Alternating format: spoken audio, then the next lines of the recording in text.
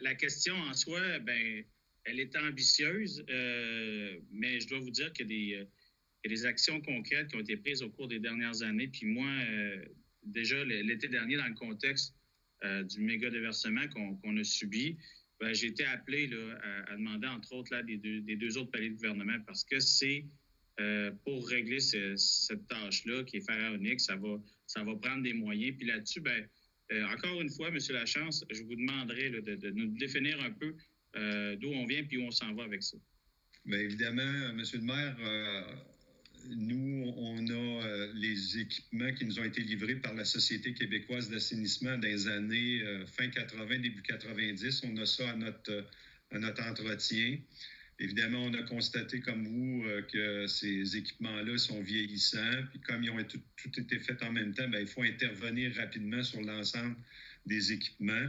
Ce que je voudrais vous dire, M. Côté, c'est un peu comme on l'a fait pour tout ce qui est eau potable dans les années 2008-2009.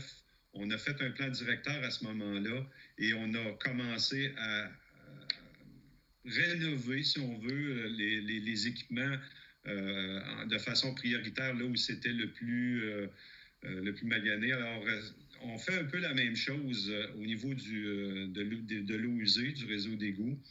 Donc, on est en train de travailler, quand je dis on, c'est le service du génie, est en train d'élaborer un plan directeur pour prioriser les interventions. D'entrée de jeu, je vous dirais qu'il y a facilement 80 millions à mettre là-dessus. Et je vous dirais qu'on est déjà en action. Si vous passez dans le bas du Cap, vous allez voir qu'il y a des travaux au poste principal en arrière de l'ancien Canadien Tower. À Saint-Louis-de-France, on travaille aussi. Au Corbusier, on est sur le point de commencer des travaux. On a fait au poste Maton, on travaille au poste Lanier, on l'a fait au poste Saint-Jean-Baptiste. Comme vous pouvez voir, c'est tous des travaux qui sont de l'ordre de 8, 7, 10 millions.